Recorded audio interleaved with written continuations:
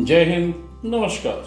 मैं अनुजोत speaking channel पर @country 12 consultant के रूप में आज 20 नवंबर यानी 2024 का चुनाव खत्म हो गया। 2024 में लोकसभा चुनाव और कई राज्यों में विधानसभा चुनाव संपन्न हुए और अंततः 2024 के चुनाव पर विराम लग गया और इसके साथ ही सारे मीडिया चैनल पर और राजनीतिक गलियारों में एग्जिट पोल पर चर्चा चालू हो चुकी है। पर असली एग्जिट पोल जो कहीं नहीं, सिर्फ इस चैनल पर 2024 का अनगिनत चुनाव का एग्जिट पोल, असली एग्जिट पोल इस चैनल पर। जनता चौतरफा आग के घेरे में कैसे? इस चैनल पर। 2024 चुनावी कठिनाइयों से चुनौती भरा साल अंततः आज के वोटिंग के बाद खत्म हुआ। 23 नवंबर को रिजल्ट भी आ जाएगा और नेता समूह में कई उठापटक घमासान भी चालू हो जाएगा। जो जीत गए उनका बल्ले बल्ले और जो हार गए वो नए मंथन में लग जाएंगे और फिर जो जीत गए उनमें कौन मुख्यमंत्री बनेगा और कौन सा मलाईदार पोस्ट लेगा, इसका उठापटक अगले 10 दिनों तक सभी का मनोरंजन करते रहे। जाड़े का सीजन है, छुट्टियां, सैर सपाटा, पिकनिक, नया साल का दौर भी चालू हो जाएगा।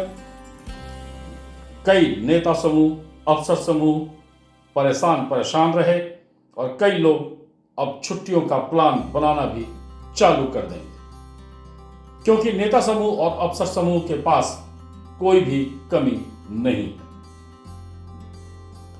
पर अनगिनत चुनाव से आम कामकाजी जनता के ऊपर पड़ने वाले महंगाई पर चर्चा नहीं हो। लोकसभा चुनाव के बाद जिन राज्यों में विधानसभा चुनाव हुए उन जगहों के चुनाव के दोहरे मार की चर्चा नहीं हो और पूरे देश में फैलते अव्यवस्था पर 90% राजनीतिक दल मौन रहेंगे या अव्यवस्था को बढ़ाते रहने का मसाला या नया मसाला खोजते रहेंगे और खोजेंगे। 2024 चुनाव के मुख्य मुद्दे जो पूरे देश का लाइफ लाइन रोकने के लिए पूरा ताकत लगाए, उन पर 90% राजनीतिक दल द्वारा चर्चा नहीं किया जाएगा या उसमें सुधार का कोशिश नहीं किया जाएगा, बल्कि देश के लाइफ लाइन को बिगाड़ने के अंदरूनी रास्ते का तलाश होगा, नए रास्ते का तलाश होगा और इसमें भी आम कामकाजी जनता ही मार खाए। यानी मेरे एग्जिट पोल के मुताबिक देश में अनगिनत चुनाव प्लस देश के लाइफ लाइन में अव्यवस्था से आम कामकाजी जनता ही हर पल दबाव रूपी कोड़े खाए। मेरे इस चैनल से जुड़ें और सहयोगी बन देश के मजबूत लाइफ लाइन के लिए जागृत हों। लाइक सब्सक्राइब भी करें और करवाएं भी, क्योंकि हर चुनाव के बाद जनता पस्त होती है और नेता समूह मस्त होते हैं। ये एक नियमित प्रक्रिया है। 2024 के कुछ मुख्य मुद्दों को बताने का एक प्रयास। नंबर 1, संविधान खतरे में। नंबर 2, घुसपैठ। नंबर 3, आदिवासी लड़कियों से शादी और संपत्ति पर कब्जा। नंबर 4, बदलता डेमोग्राफी। ध्यान दीजिएगा, यह 100% सच है कि हर लोकसभा सीट और विधानसभा सीट पर हिंदू वोटर घट रहे हैं और मुस्लिम वोटर अप्रत्याशित रूप से बढ़ रहे हैं। इसका दूसरा पहलू यह भी है कि हर शहर और गांव का एंट्री पॉइंट और एग्जिट पॉइंट पर अधिकांश जगहों पर मुस्लिम आबादी बढ़ रही है और बढ़ते जा रही है। इसी चैनल पर कई एपिसोड में इस सच का जिक्र किया गया है और आने वाले वक्त में ये बढ़ती हुई आबादी कौन सा रंग दिखाएगी, ये समझना मुश्किल नहीं है। महंगाई, बेरोजगारी, गरीबी खत्म होना तो दूर की बात हो चुकी है। ध्यान दीजिएगा, महंगाई, बेरोजगारी, गरीबी खत्म होना तो दूर की बात हो चुकी है, कम होने की जगह बढ़ते जा रही है। और इनके रिश्तेदार रूपी आतंक, चोरी, अपराध, ट्रेन एक्सीडेंट और युवाओं में बढ़ता नशा भी लगातार अपना पैर पसार रहा है। ध्यान दीजिएगा, कौन से तत्व इन सब खतरनाक बीमारी के जिम्मेदार 1947 से बने हुए हैं? कौन से राजनीतिक दल खतरनाक जंगल राज का पोषक बने हुए हैं? कौन से लोग कार्यकर्ता बन ऐसे 90% राजनीति का हाथ पांव बने हुए? कौन से लोग आम जनजीवन में सामाजिक कार्यकर्ता बन आम लोगों का खून चूसने वाले का राजनीतिक सहयोगी बने हुए? कौन से लोग हिंदू इलाके में रहते हुए हिंदू संस्कृति, सभ्यता, भक्षक का साथ देते मिलते हैं?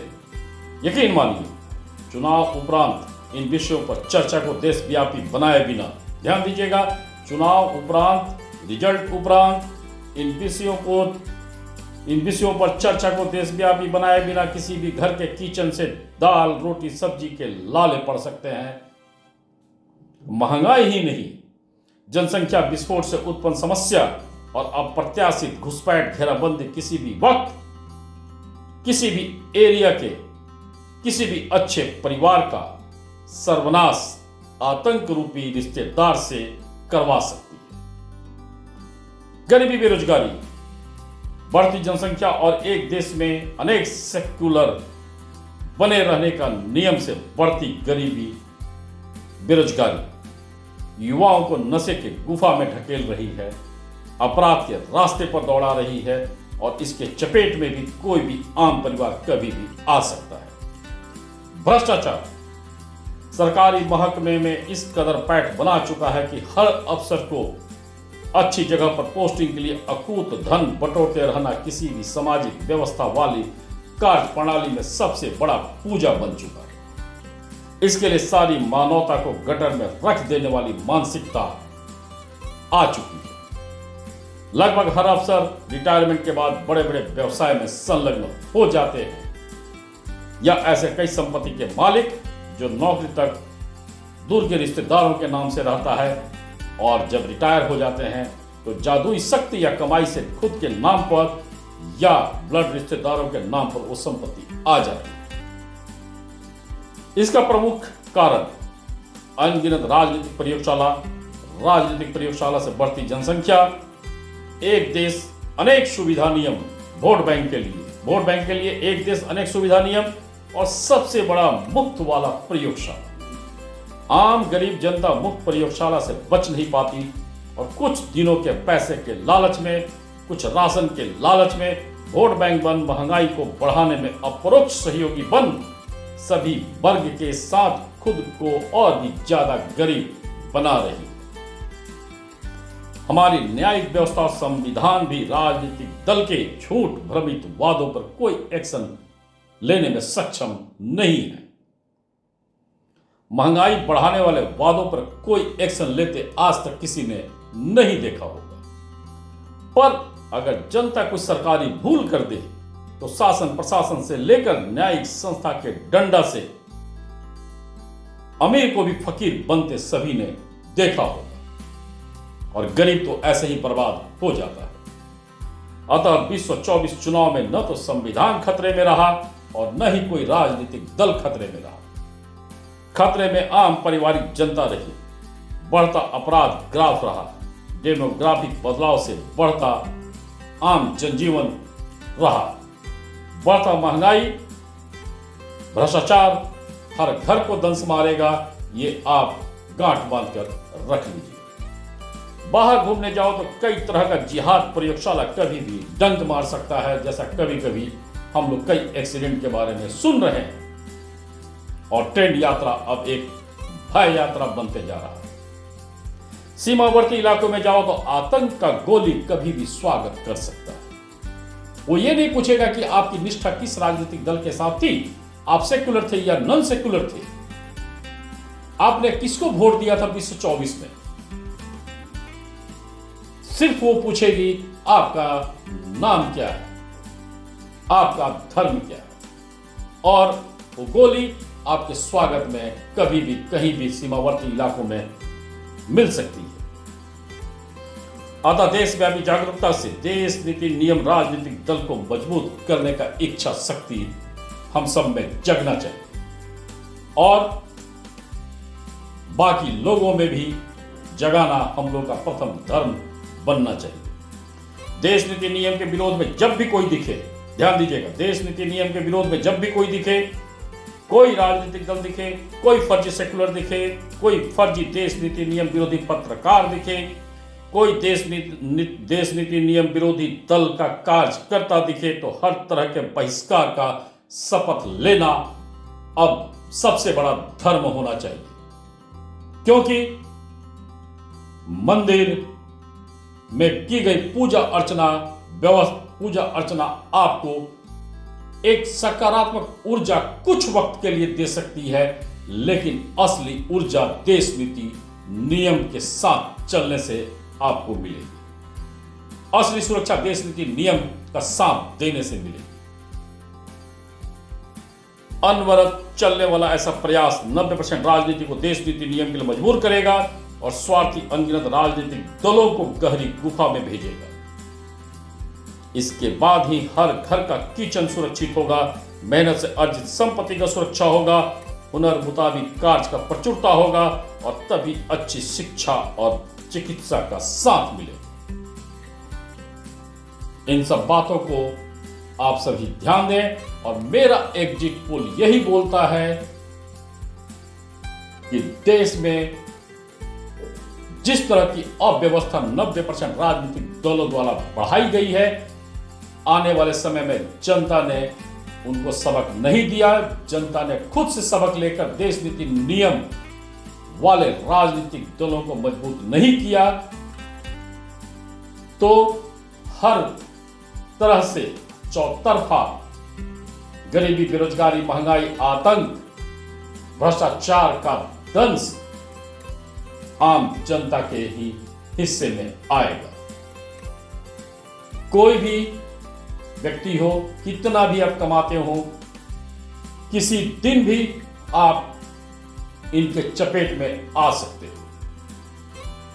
आपके द्वारा अर्जित कोई भी संपत्ति, कोई भी आपका हुनर इस तरह के देश, नीति, नियम विरोधी राजनीति में सुरक्षित नहीं है।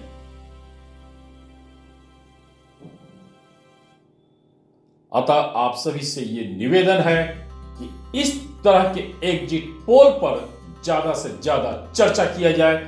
कौन से दल जीत रहे हैं, कौन से दल हार रहे हैं, मुद्दा यह नहीं होना चाहिए कौन से दल देश, नीति, नियम के साथ है और कौन से दल देश, नीति, नियम के विरोध में है।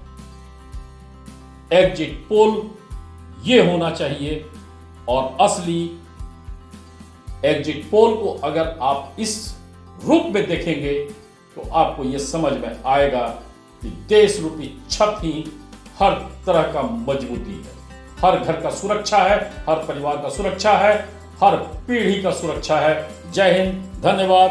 पुनः अगले किसी विषय को लेकर चुनाव के रिजल्ट के बाद यानी 23 नवंबर के बाद मिलते हैं। पुनः जय हिंद, धन्यवाद।